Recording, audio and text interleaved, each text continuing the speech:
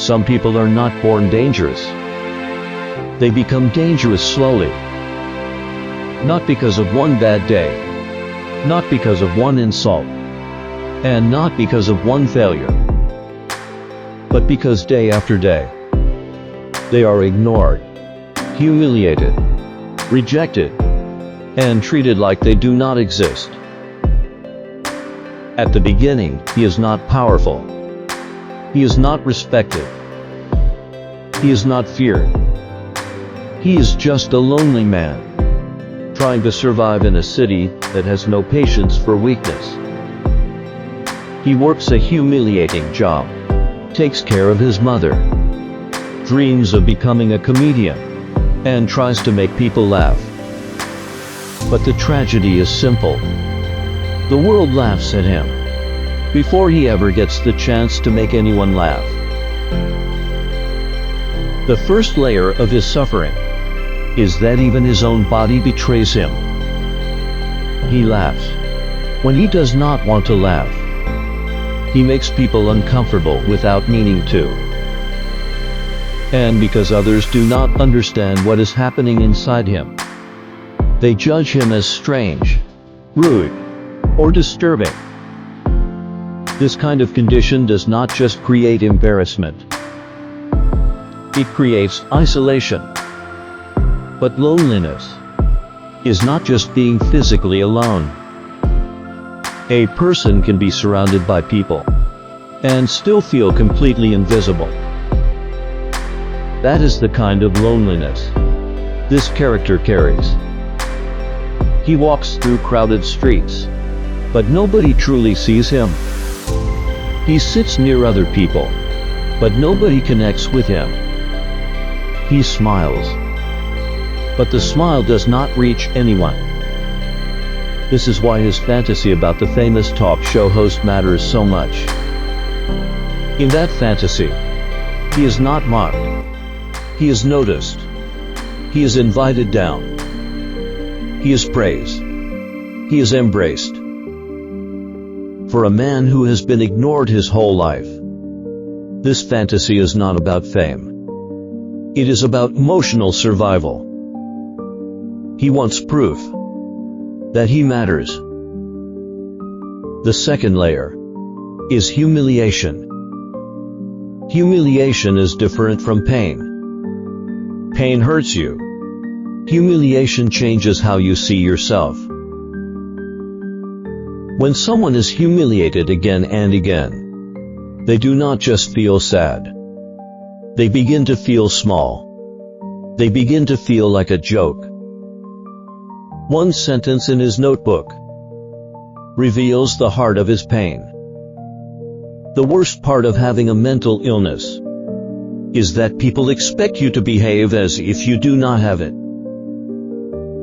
This is the invisible burden. People see the behavior. They do not see the battle behind it. They see the strange laugh, the awkward posture, the uncomfortable silence. But they do not see the person trying to survive inside that body. Then comes the first major break. After being fired, beaten, and cornered, something inside him finally snaps. But the most disturbing moment is not the violence itself. It is what happens afterward. He runs away in panic. Then slowly, the panic fades. His body changes. His movements become calm, almost graceful. For the first time, pain gives him a feeling of power. After this, something changes. For the first time, he feels that people notice him. But this is the tragedy. He is not seen because he is loved. He is not seen because someone finally understands him. He is seen because violence has made him impossible to ignore. And once a broken person learns that destruction gets attention, the world becomes even more dangerous. Then he reaches for another fantasy. Maybe he has a father. Maybe there is someone powerful who belongs to him. Maybe his life was not meaningless after all. But that hope is destroyed. The man he imagined as a father rejects him, humiliates him, and leaves him with nothing. This is not just disappointment. It is identity damage. He loses another story that helped him survive. But the final blow is even worse. He discovers that the one person he believed loved him may have been part of the lie. He was adopted. He was abused. And the woman he cared for, the woman he built his life around, was connected to the trauma he never understood. This is the collapse of identity. If he is not who he thought he was, if his mother was not what he believed, if his pain has been hidden inside his body for years, then one question remains. Who is he? Even the relationship that seemed to comfort him was not real. It was a fantasy. And this matters, because fantasy was one of the last places where he could feel loved. When that fantasy disappears, he is left with almost nothing. No father, no stable mother, no real relationship, no support system, no clear identity. This is where the other side of him takes control. Not as a clean second personality, but as a shadow. A hidden part, built from anger, shame, rejection, and humiliation. Arthur is nervous, folded inward, and desperate to be accepted.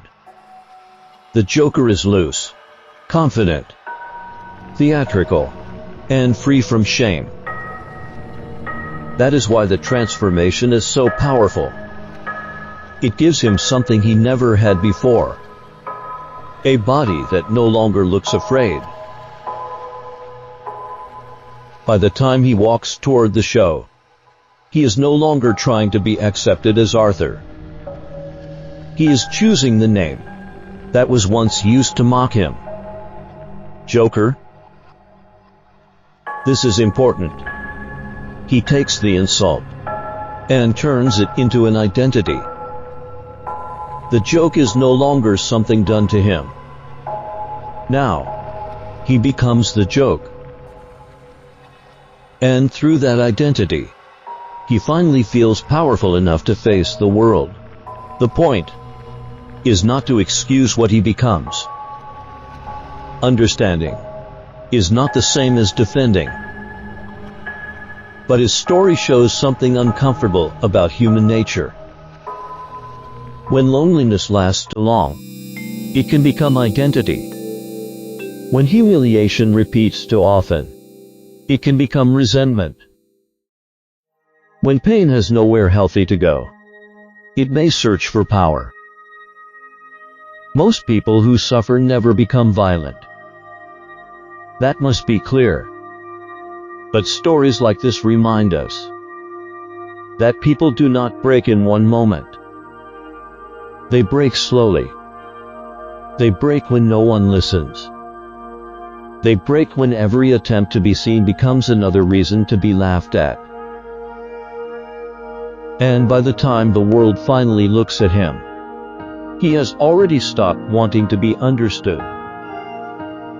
Now he only wants to be impossible to ignore. So what do you think?